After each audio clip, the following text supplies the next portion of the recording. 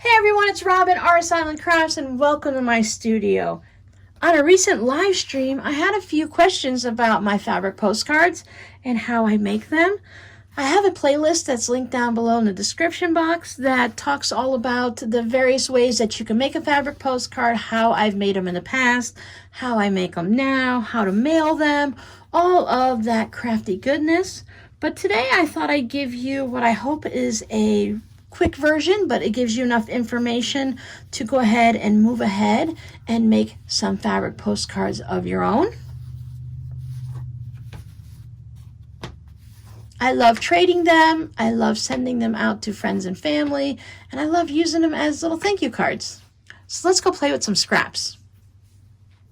Now, when I'm working on my fabric postcards and I'm making more than one, I tend to get a little messy. And I haven't tidied up here or anything, so you guys are seeing like what's really, real when I'm working. This is my half square triangle project that's still going on. I have my drink over there. I always pull out more than I should make. I did just make the 6 that you saw in the beginning of the video, and I thought, well, since I'm on a roll and it's not yet 2 o'clock on Saturday, let me go ahead and make some more. And I decided, well, 12 fits in my little area right here, so let's go ahead and make 12. This is actually a little bit more than I should be working on. I need to spread them out a little. And the reason I say I need to spread them out some more is because, as you can see, I just lay my strips down and I make them all at the same time. I don't go one by one, make one. I really do an assembly line process and I make a bunch at the same time. So when I have this many out, I don't know if you noticed, but I have them going in opposite like zigzags, just so that I don't have a whole bunch lined up all together. This is my scrappy strips that are more narrow. They're not the nice wide ones, like maybe 2.5 and above. They're not big chunks of my scrap fabric that I can actually use for making bags or something. So I have these for my quick random fabric postcards. Now I also use them for string blocks and other projects, but I thought I'd go ahead and use them today. So I just picked through. Now in here, there are some things I don't want to use, like the purple umbrellas, and I've got this pink unicorn stuff here. I'm going to use that in a different project, like maybe the hearts. I might want to put that in a bag, or maybe if I was doing a whole entire fabric postcard of hearts, I'd go ahead and use that. But today I'm not. So I do dig through and I do make a mess, and it'll start from being compacted and it'll be nice and fluffy by the time I'm done. Normally I leave it sitting over there and I just dig through it, but you're standing in my spot. So I'll move it over here and I will just go ahead and skip working on these 2 or 3 right here for now. So I might go through and I might say, oh, well, okay, well, I have fall leaves and it's February, March, so maybe I don't want to do any fall ones right now. This is actually a flannel polka dot. Now that would work, or flannel circles, however you want to look at it. I don't mind putting flannel, fleece, denim, whatever in a fabric postcard, but not for this one. So I already have some of this fishy stuff there, and I found another strip. So I'll probably not put it in this guy, but I can just go ahead and lay it down, and I'm just going to guess how it's going to go. I know I'm going to do a 1/4 inch seam, so I might just lay that a 1/4 inch, and it goes like that. Now I have this little piece. This little piece is not going back in the container. I'll go ahead and put it down there as a corner, and we'll see if I use it. Now, as I'm sewing them, I might change up my mind. I probably should go right back to the beginning. I get so excited when I'm making these. I am doing mine directly on batting. I use 100% cotton batting because that's what I sew with when I make quilts and tote bags. So I go ahead and use it for my fabric postcards. If you look on YouTube, they use all kinds of things. They use the Timtex for a thicker one. Some people use like fusible fleece, and they use just a variety of stuff. Anything that's going to go on a postcard and stay under 1 inch thick when you're done making your fabric parts and all that to it, you go ahead and put it on it. If you're going to put it in an envelope or you're going to hand it to someone, you can make it as thick as you want. You can pieces of flannel. You could do it right onto just a scrappy piece of fabric. Anything goes. And as you see, I'm not gluing it down or anything right now. I'm going to do everything on the sewing machine. So I'm just going to continue going into my little bin. Find something that I don't mind putting on my postcards. Now this guy is super long. Now these postcards are not going out to one person. They're going to go out to different people. So I don't mind if all of my fabric postcards are similar or actually identical. This one doesn't have anything in the center, so I'll just go there. Since I cut my batting 5 by 7 and my fabric postcards are finished at 4.5 by 6.5, I know if I go over the edge, I'm fine. And I don't even have to center this. If I want, if my piece was a little shorter, maybe I put it off to the side.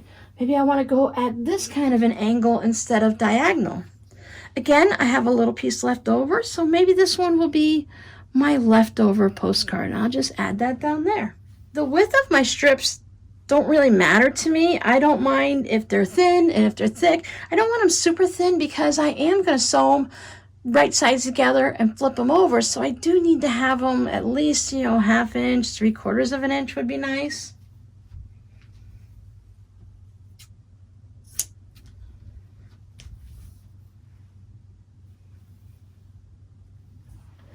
So that one won't go quite diagonal, so it's a little bit offset from there.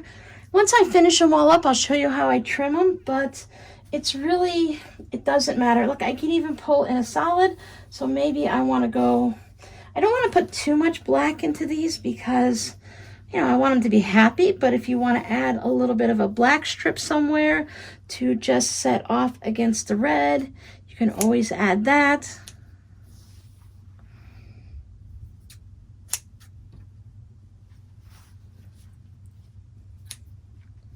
I have a larger piece, as in wider piece of this golf, but that's not going to fit, you know, width-wise diagonal that way. But look, it's going to fit there right pretty good. I just have that little corner left, so I'll put a small piece there and a larger piece there.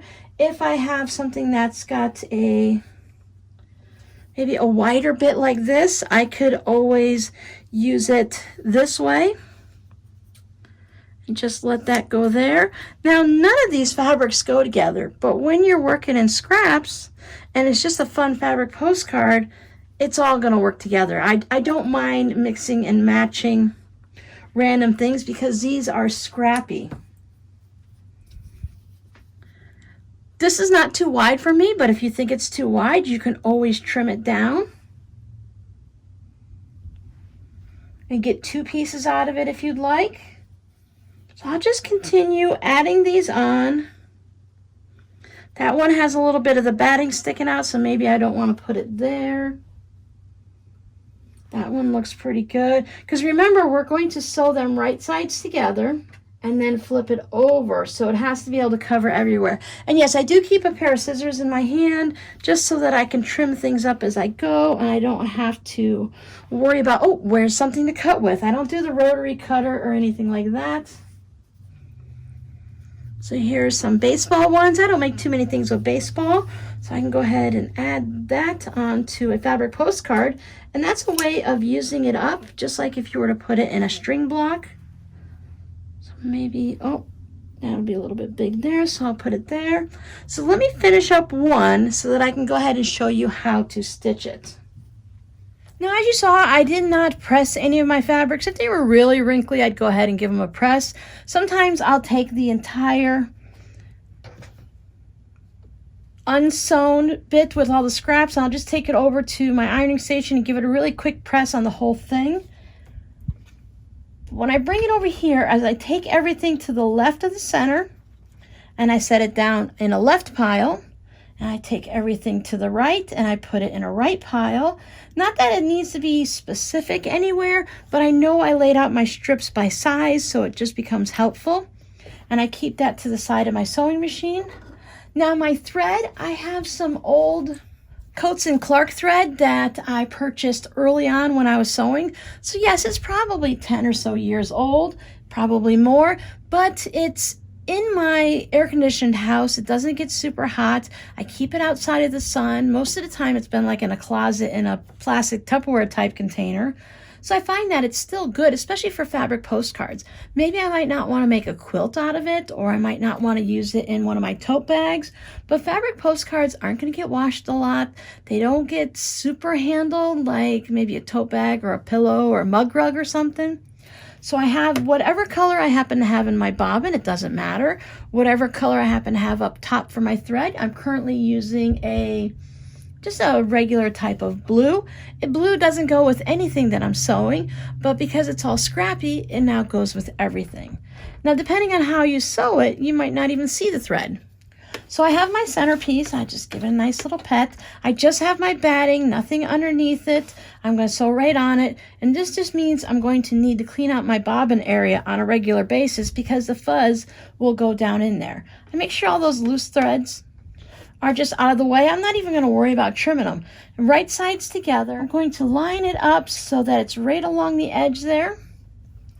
With a 1/4 inch seam allowance, give or take a little, it really doesn't matter. Whatever seam allowance you want to use.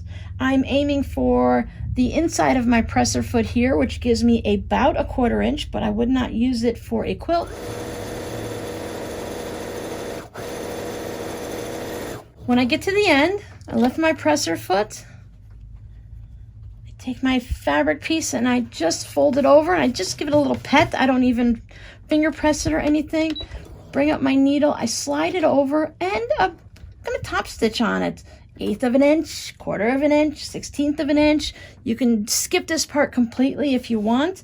You could take it over and press it if you want, but I'm just going to pet it over like this, petting it, just like, you know, when you pet, your cat or dog. I'm just gonna rub it over on the side and just make sure it sits there nicely.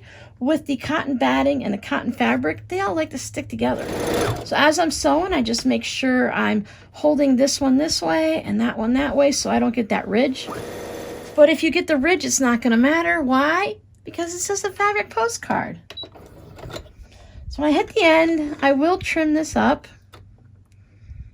I'm not going to worry about all these threads that are hanging. If it bothers you, cut them off, but it doesn't bother me because I'm going to trim them all off when I trim up the postcard. So my next piece, I'll just double check to see if it's going to fit on there reasonably nice.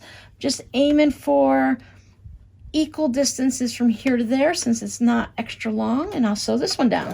When I make the fabric postcards that I do the extra quilting on here, the quilt as you go version, those I like to plan and maybe have all one color. I like to choose it, maybe doing a log cabin or something. But for this, I just run that top stitch down. Play with your decorative stitches if you'd like.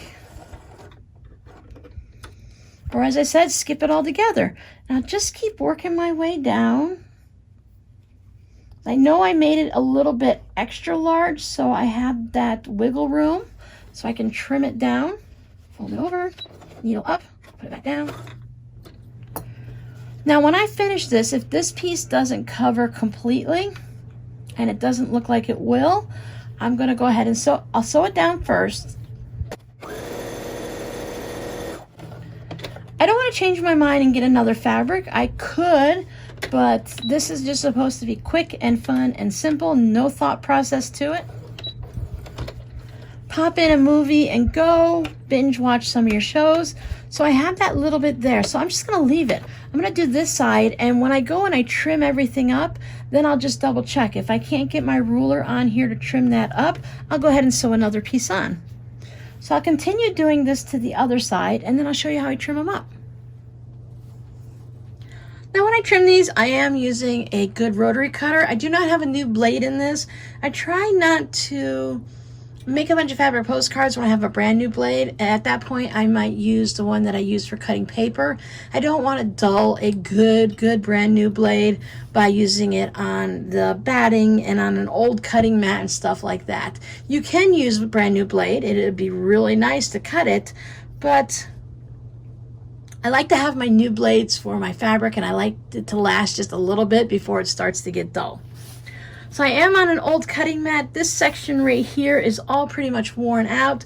So what I like to do is I come over to one of the four corners because that's when I did most of my cutting right there. I don't have as many deep little chunks and the white's not gone over here.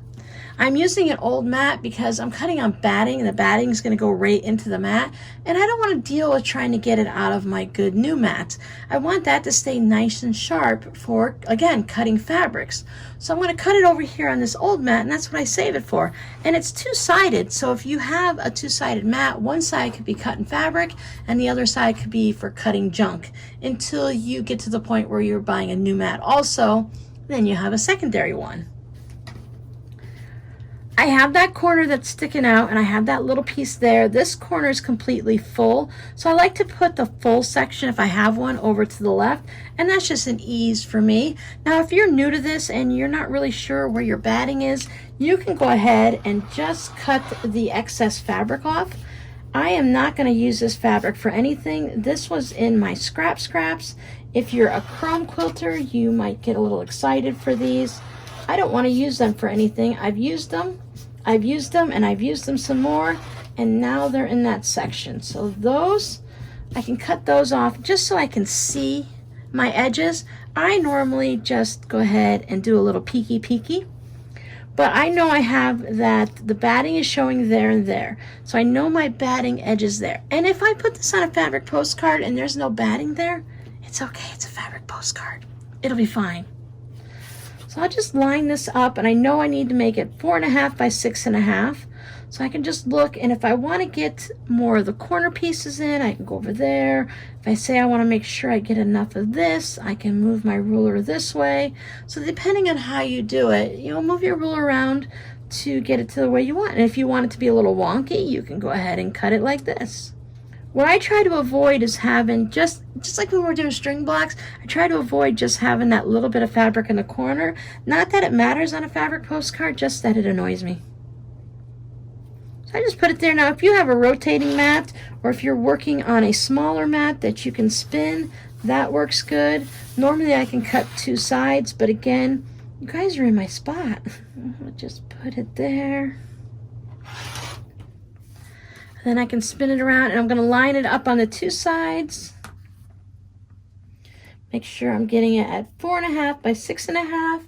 Now, depending on what you're doing, sometimes I like to give myself just about 1/8 of an inch extra, just so when I do the next step that I show you, sometimes it shrinks in a little bit, and I want to make sure that none of my backing cardboard, my comic book board is showing, so I'll just go ahead and give myself a little extra there. I could always trim it off if I need to.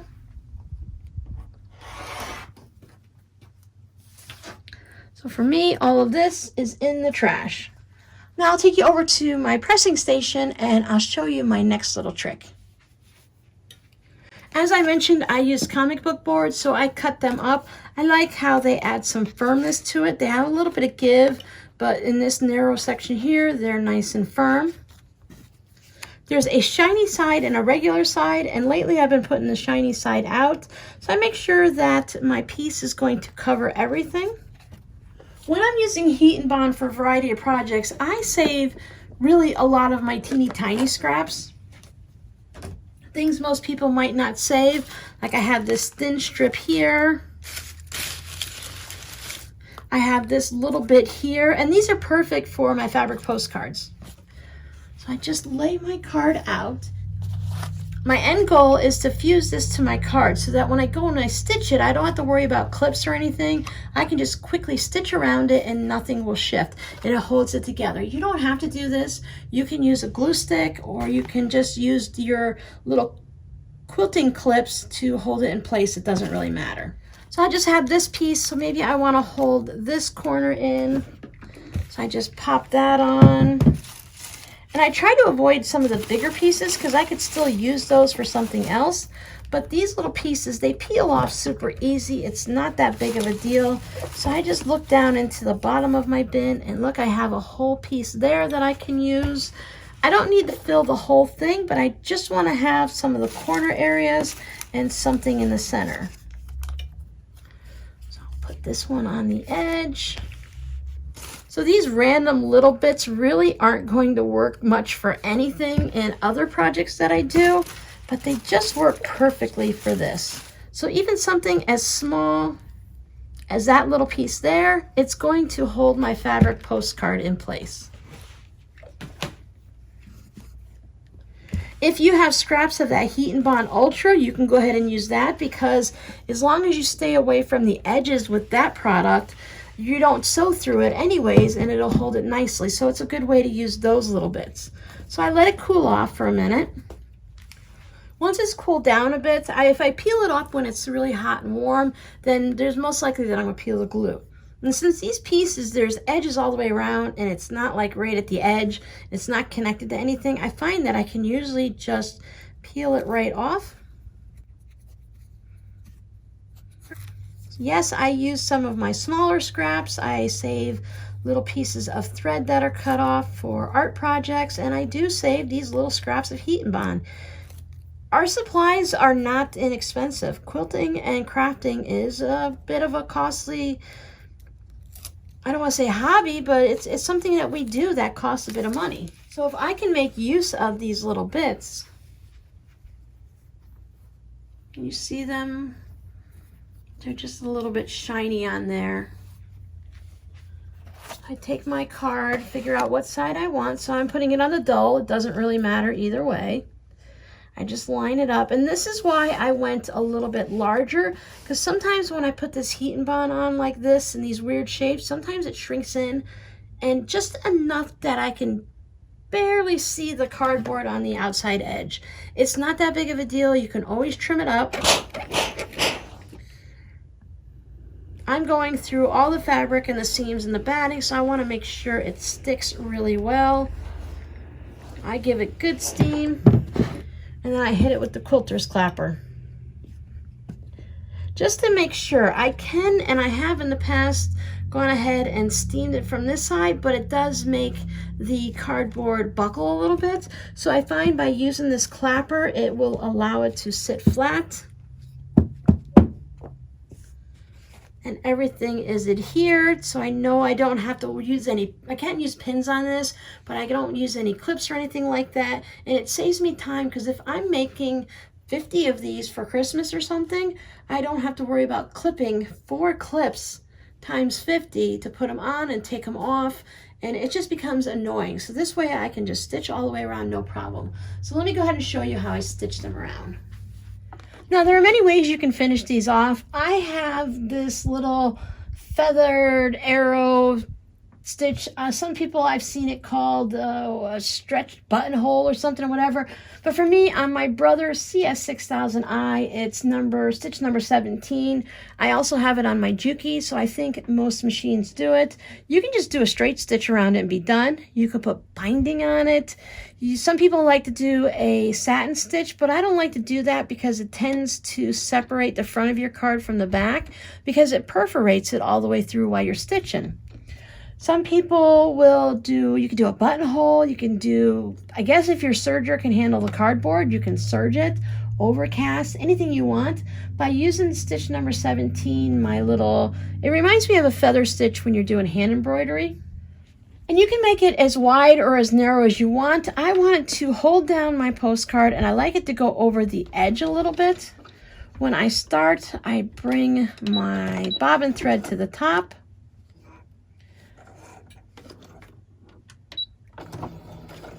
Now, another question I get a lot is, do you change out your needle?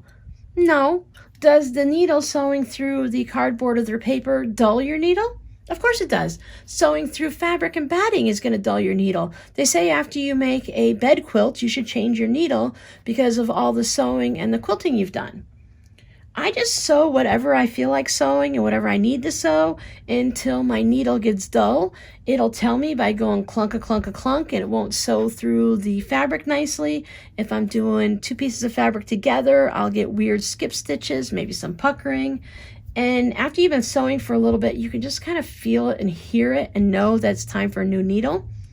I probably should change it more often. I don't not change it for any particular reason. I just get busy and I don't mark down when I sew it and I just forget, but I can just tell. Now, if I were to start, like when I started making my daughter's quilt for Christmas, I put a brand new needle in because making a quilt is very important.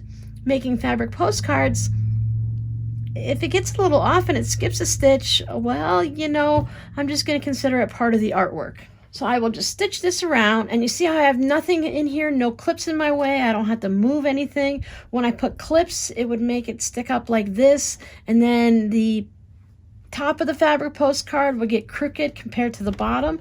So by utilizing those tiny little bits of heat and bond that everyone tosses out, that I tossed out, it's perfect for these projects. And there is my finished postcard. You can see my little stitches there, but you can really see them on the back. So I would pay attention to, for me, my bobbin thread. If I'm doing, maybe I'm doing Christmas, I might want to make sure I use red or green of the bobbin thread. Most of the time, whatever you do on the top is going to blend in. I just figure since I did the blue stitching there, I'll do it around there. Plus, if I'm just trying to use up the old thread and I don't want to rethread my sewing machine or wind another bobbin, I'll just go ahead and do that. Sometimes my corners aren't exactly perfect, and other times I get around the corner perfectly. Remember, fun fabric postcard. These are scraps that most people probably threw away. I had a lot of those narrow ones. You just had that one bigger corner down there. I made sure I had enough in that corner. Now the next thing I like to do is some people have a stamp that they'll put on that says postcard and does the line and everything. Now since I'm putting mine in a clear envelope and mailing it, then I'm not going to worry about that too much. But I do like to draw a line down the center so that I can do RS Island Crafts and the year that I made these. Now what's fun with that is I get to use some of the different pens that I have. I have a feeling something changed here. These were my husband's pens, or maybe my daughter's. I don't know. I just found them in the pen drawer. But the ink on this is green and the pen is pink. These are metallic pens from Pentel. This one is purple and purple all the way through. So I have a feeling sometimes my husband liked to switch things up just to be a little bit of a cheeky person there. But that's okay. I don't mind. I'm going to use it. These pens are just sitting in a drawer doing nothing, so why not use them? Now my postcard is 6.5 inches this way. I'm not going to remeasure it. I know my card is cut properly, and it's just a line. So at 3 1/4, I'm going to line it up on the side of the card, and I just go ahead and draw it. So maybe my pen's not very dark, so I'll go over a few times. So you can barely see it. It's green if you can notice it in person. I haven't used these pens before, but I thought I'd try them out with you. So I have the purple one. Before you write on your card, test it out on a piece of paper just to make sure you're not going to get a blob of ink and it actually works. So then I just put, for me, I put RS Island Crafts. And then I'll put 2022 for the year. Now that is really a bit difficult to see. It's a little bit shiny, so I probably won't use these pens again for this. But as I said, I found them in the drawer and I thought, well, let's see what they do. So that metallic is a little too light for me. But I do just pull out a regular pen if I notice a pen, this one's almost out of ink, and I just want to keep using it until I know I'm weird about my pens and pencils and markers. You can use a Sharpie. I would just be careful, especially if you're using, like I am, the comic book board with that shiny side, because if you use like a Sharpie, it smears really easily because it's a shiny surface. If you do it on the dull side, it's a little bit easier. Check out the playlist in the description box if you want to learn more about mailing them. I pick up these clear envelopes on Amazon. You can get them at Hobby Lobby, some people were saying in the live stream. You can pick them up at office supply stores. I buy them 200 at a time because I use that many. There's a little self-healing strip there, so you just fold this over. This is a new batch of envelopes, so it's a little bit close, but it fits still, so that's not a problem. And then I get these are like Avery, a whole entire 8.5 by 11 sheet of printing labels where you can print on for shipping labels and stuff. At one point I was able to pick them up at the Dollar Tree from their Jot brand. They would just have a little shipping label or a label to put like on coolers and stuff they showed. So you can just go ahead and get some there for just $1. But again, I need hundreds of them. I should keep track one year and see how many fabric postcards I actually make. But I just go ahead and cut these down to a size that's going to work for me, and it's usually about 4 by 6. So after I put your address on, I can peel it off. This is already sealed down, and then I put it on top like that, and I put a stamp on it. Now this for me, I can mail in the US just like this for a forever stamp. I can use an international stamp and mail it like that. I followed all of my post office's guidelines. I talked to the Postmaster General there, or whatever the type of his title is, and he told me all the good details. Again, it's down in the video talking about mailing them in that playlist, and he said this works great. You can mail them without an envelope at all, but they kind of frown upon that because the mail now goes through all these machines and they don't want the fibers or anything to get caught on it, or if you do an applique or something. with the edges and things. Plus your card could get destroyed or damaged a little bit. Most of the packages that come to my house and some of the mail will actually have a footprint on it. So I don't want to have a footprint on my fabric postcard when I mail it out to people. I love making these. They use up my scraps. I feel like they give people happiness when they see them. I know the recipients are always excited to get them in the mail. And I hope that if someone out there is like me and I was delivering mail, if I could see this as it's going through, picking it up out of the mailbox, delivering it to the next person, or just seeing it go through the machine, I might get a little smile on my face because I'm like, hey, that's kind of cool. Look at what someone did, even if I weren't a crafty person. So as of February 2022, this is how I make my fabric postcards.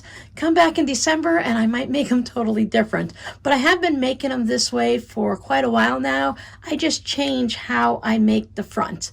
I like to make a whole bunch of scrappy ones just to have to give out when you guys use the code word on my videos. And then I will choose one of the comments that use the code words, ask for your address, and just send you one of these. Or I send them to my patrons when they join up. I like to send them out as thank you notes. I also send out my scrappy note cards, so you can use them for just about anything. So I hope you give it a try. Just make one, make a bunch. If you want to learn more about them, check out my playlist. Everyone does theirs just a little bit different. Maybe they don't use batting. Maybe they don't use this. They might use cardstock. Some people put it on fabric. I don't write any notes on it because I want the people to be able to just use it and send it out themselves. Or if they were to display it, they don't need a little note on the back saying, hey, thanks for the scrappy fabric. I really enjoyed it, Robin, you know. Maybe they don't want to see that. So this way they have it.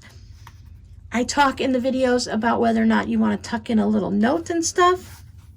I'll also link into the first comment, the video where I show my collection of fabric postcards that I've received over the last few years from trading with everyone.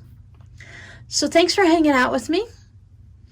Your code word will be squid. I'll see you guys in the next video.